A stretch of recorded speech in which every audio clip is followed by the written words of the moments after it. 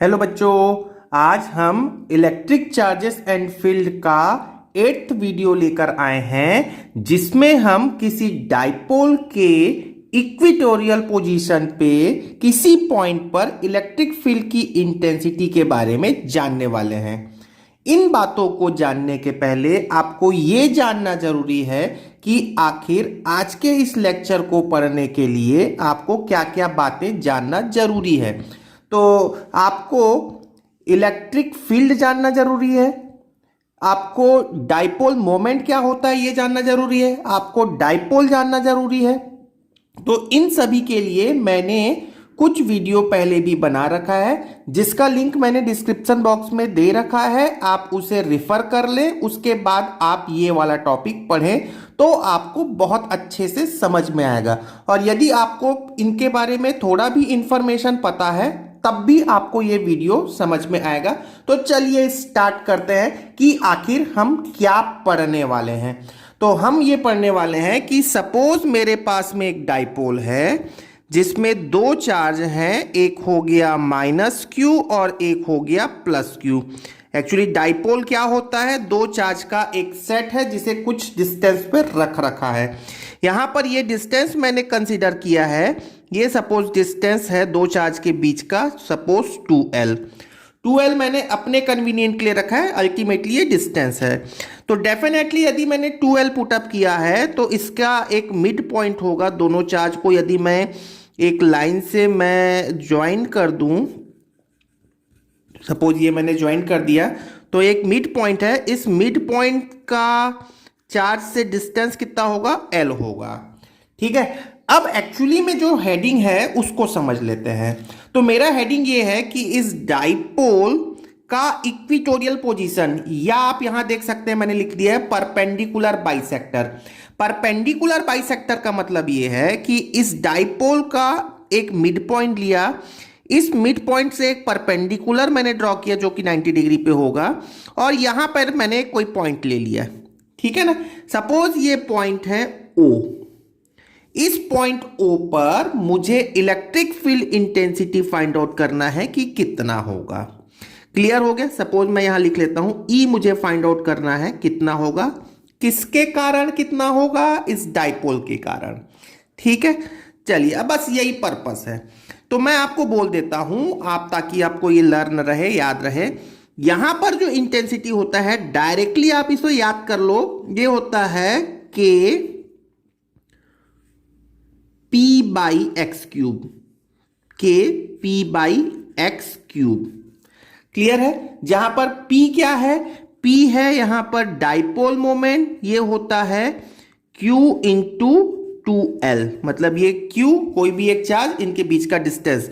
और K क्या होता है, K होता है 1/4πε0, जिसकी वैल्यू आपको पता होगा 9 इंटू 10⁹9। ठीक है, तो ये K इज इक्वल टू 1/4πε0 मैंने वैक्यूम के लिए कंसीडर कर रखा है, फिलहाल वैक्यूम के लिए। ठीक है, यदि कोई और मीडियम हो तो ε0 के प्लेस पे आप मीडियम की परमिटिविटी रखने वाले हैं। एनीवे, इन सब के लिए मैंने पहले भी एक वीडियो बना रखा है, आपको कोई प्रॉब्लम है तो आप उन्हें भी रिफर कर सकते हैं। चलिए अब हम इसका एक्सप्रेशन फाइंड आउट करते हैं कि आखिर ये इंटेंसिटी की का एक्सप्रेशन कैसे आया। बोर्ड में बहुत पूछते हैं इसको, तो आप एक्सप्रेशन बहुत आसानी से आपको समझ में आएगा, बहुत ही सिंपल है। तो देखिए क्या होता है, इसके लिए आप एक दो बात तो समझ लें। सपोज इस इक्वेटोरियल पोजीशन पे ये पॉइंट है, इसको मैंने मिलाया इसके मिड पॉइंट से, तो ये जो मिड पॉइंट से इसका जो डिस्टेंस है, late us consider this distance is x। ठीक है, मैंने x डिस्टेंस कंसीडर कर लिया। अब इस पॉइंट O का इस Q से को मैंने लिंक कर दिया एक लाइन से। क्यों किया अभी मैं बताता हूं, ये मैंने लिंक कर दिया। ठीक है, यही तो इस पॉइंट को मैंने लिंक कर दिया, तो यही तो इस चार्ज से डिस्टेंस है इस पॉइंट का। क्लियर है ना, ठीक है ना। मैं अल्टीमेटली ये कहने वाला हूं कि इस चार्ज से इस पॉइंट का डिस्टेंस क्या है, ये वाला जो लाइन है। ठीक है, अब ये कितना होगा आप देखो, तो इस पॉइंट से इस पॉइंट का जो डिस्टेंस होगा, क्या आप पाइथागोरस थ्योरम से ये बता सकते हैं क्या? ये होगा x square plus l square. Clear है क्या? ठीक है, देखो ये आपका एक राइट एंगल ट्रायंगल बन रहा है, इसमें आप पाइथागोरस थ्योरम लगाएंगे तो ये हो गया x square plus l square is equal to, ये हो गया आपका under root of x square plus l square, ये डिस्टेंस हो गया। ठीक है, डिस्टेंस की जरूरत पड़ेगी। Let us consider this angle is theta, ये है थीटा, और डेफिनेटली ये भी क्या होगा फिर? थीटा होगा। क्लियर है? ठीक है, नाउ चलिए अब देखते हैं कि बस ये इतना आपको समझ में आ गया तो बस अभी आपका काम पूरा हो गया। ठीक है, मैंने क्या क्या कह दिया? ये आपका एक डाइपोल है, डाइपोल का सेंटर पॉइंट है, सेंटर पॉइंट से एक्स डिस्टेंस पे एक पॉइंट है जहां पर electric field intensity find out करनी है। इस पॉइंट का इस चार्ज से डिस्टेंस कितना होगा? Root of x square plus l square. ये मैंने कैसे फाइंड आउट किया? तो पाइथागोरस थ्योरम से फाइंड आउट किया। ठीक है, चलिए अब आगे स्टार्ट कर लेते हैं। प्लस क्यू के कारण, देखो प्लस क्यू के कारण इस पॉइंट ओ पर इलेक्ट्रिक फील्ड इंटेंसिटी का डायरेक्शन इधर होगा क्या? बिल्कुल होगा। क्यों होगा? क्योंकि हम प्लस चार्ज से अवे होता है इलेक्ट्रिक फील्ड इंटेंसिटी का डायरेक्शन। सपोज इसको मैं ई कंसीडर कर लेता हूं या E1 कंसीडर कर लेता हूं। ठीक है, नाउ दूसरी बात देखें, इस माइनस क्यू के कारण इसी पॉइंट पे इलेक्ट्रिक फील्ड इंटेंसिटी होगी क्या? वो किधर होगी? इस डायरेक्शन पे होगी। क्यों होगी इस डायरेक्शन पे बेटा? क्योंकि इलेक्ट्रिक फील्ड इंटेंसिटी का डायरेक्शन माइनस की तरफ होता है, माइनस चार्ज की तरफ होता है, प्लस चार्ज से दूर माइनस चार्ज की तरफ।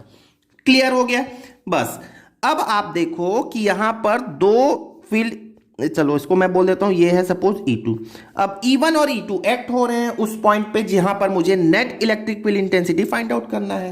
ठीक है, नाउ अब ध्यान से देखो कि ये एंगल थीटा है, ये एंगल थीटा है, ये दोनों एज सेम है, तो डेफिनेटली ये एंगल कितना होगा?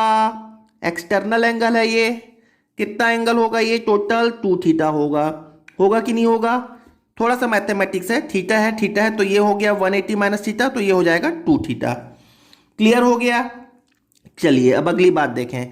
ठीक है, तो इलेक्ट्रिक फील्ड E1 और E2 क्या ये दोनों सेम होंगे क्या? बिल्कुल सेम होंगे, क्योंकि यहां पर चार्ज Q है, Q है, चार्ज तो सेम है। ठीक है, इनका डिस्टेंस भी सेम है, बस डिफरेंस किस में है? चार्ज के मतलब नेचर में डिफरेंस है, एक माइनस होता है एक प्लस होता है, ये तो डाइपोल का नेचर है। ठीक है, डाइपोल के कारण है।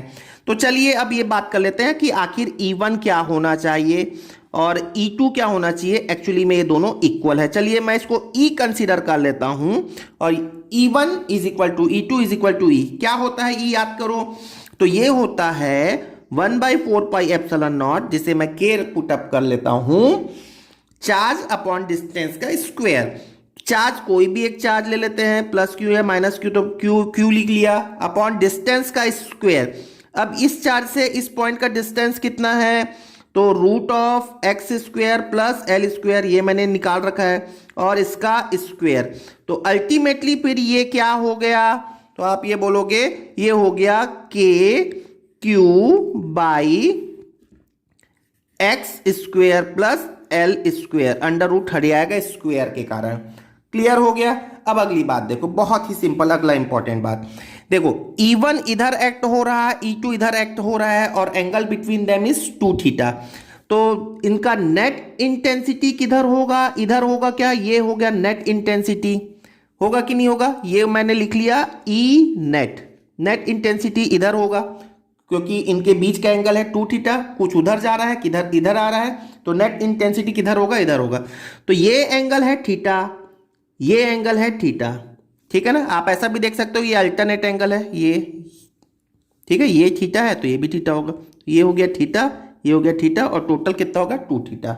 एनीवे, अब देखो, यदि दो इंटेंसिटी E1 और E2 जो कि इक्वल हैं, यदि 2 थीटा पे एक्ट कर रहे हैं, तो नेट इंटेंसिटी मैं क्या बोल सकता हूं? तो इसके लिए मेरे पास में एक फॉर्मूला होता है, शायद सब बच्चों को पता होगा, ई नेट।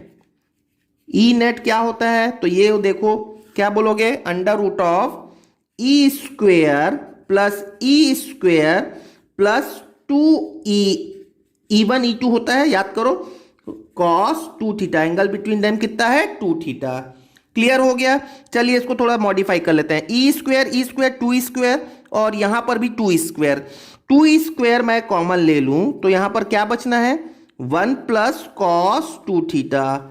ठीक है, ये 1 plus cos 2 theta under root के अंदर आ गया। अब 1 प्लस कॉस 2 थीटा शायद कुछ बच्चों को पता होगा, नहीं पता है तो मैथ्स में आप फॉर्मूला देख सकते हैं। ये होता है 2 cos square theta. 1 plus cos 2 theta 2 cos square theta होता है। बाकी एज यूजुअल रहेगा 2 ई स्क्वायर एज यूजुअल रहा।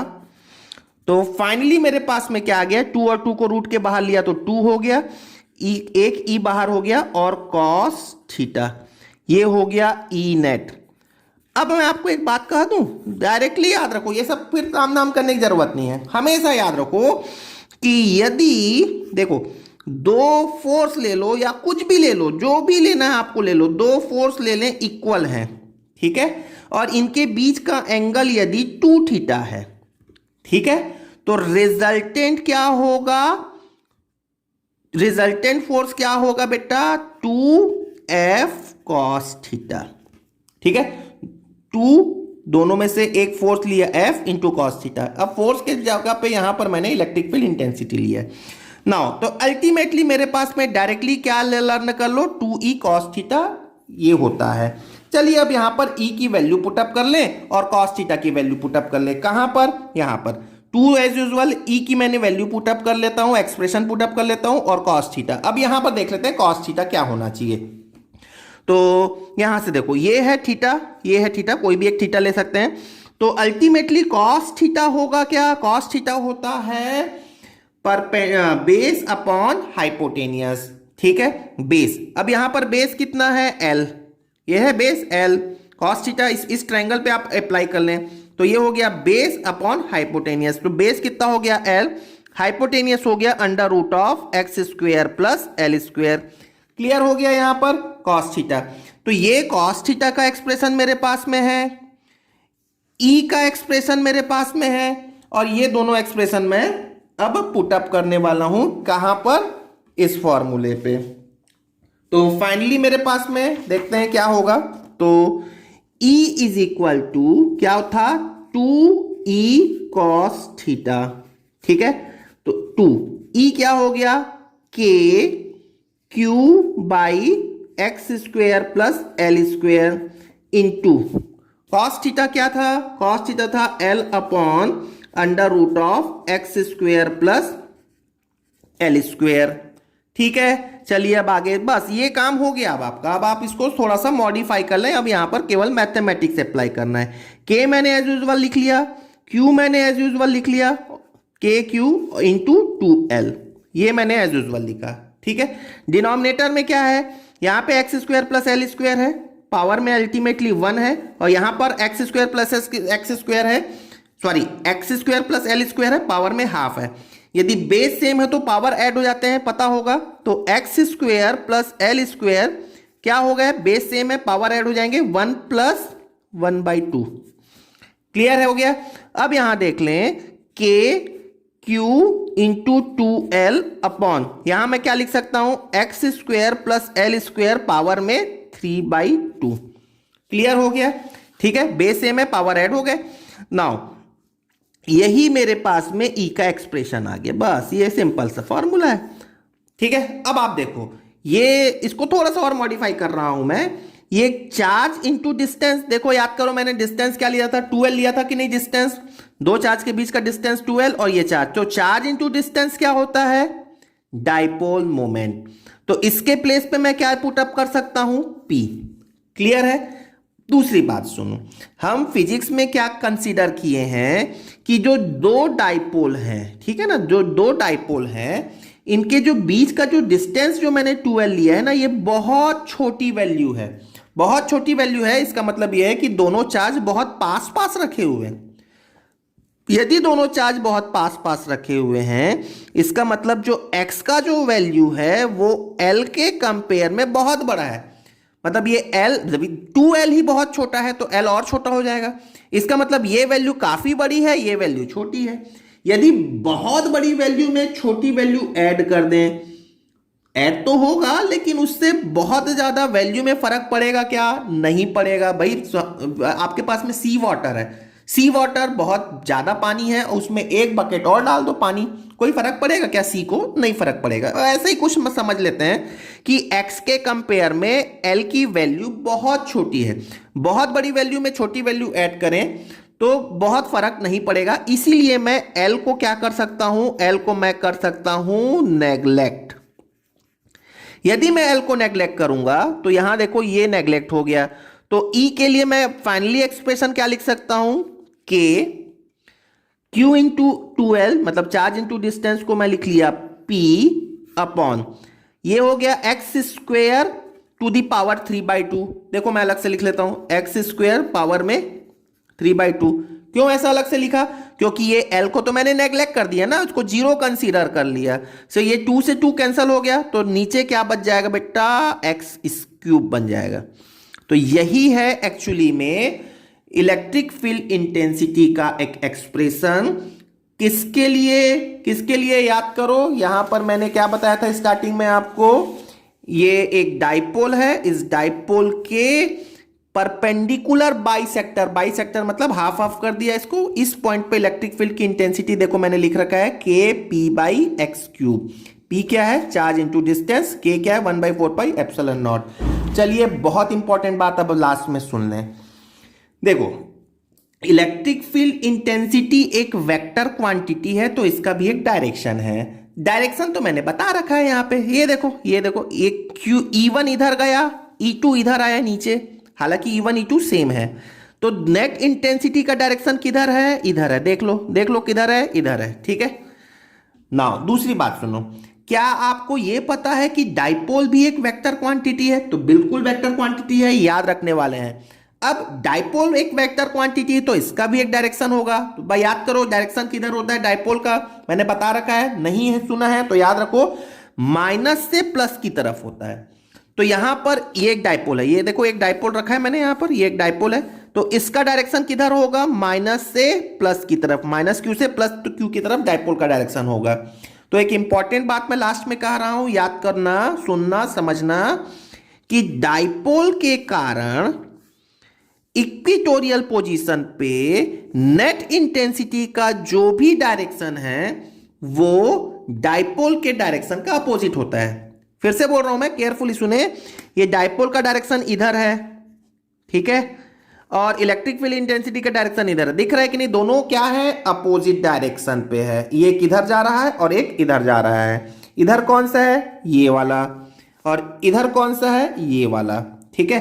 तो ये है डाइपोल का डायरेक्शन, ये होता है डाइपोल मोमेंट का डायरेक्शन है, और ये है आपका इलेक्ट्रिक फील्ड का डायरेक्शन, दोनों जस्ट अपोजिट है। तो लास्ट सेंटेंस क्या हो गया कि ऐसे सिचुएशन पे, कौन सा सिचुएशन होता है ये, इसको हम हिंदी में बोलते हैं निरक्षीय स्थिति, इक्विटोरियल पोजीशन या perpendicular bisector.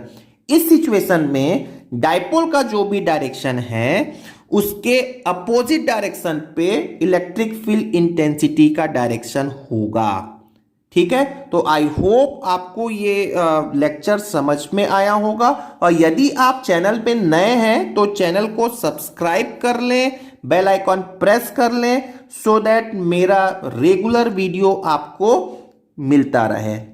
Thank you very much.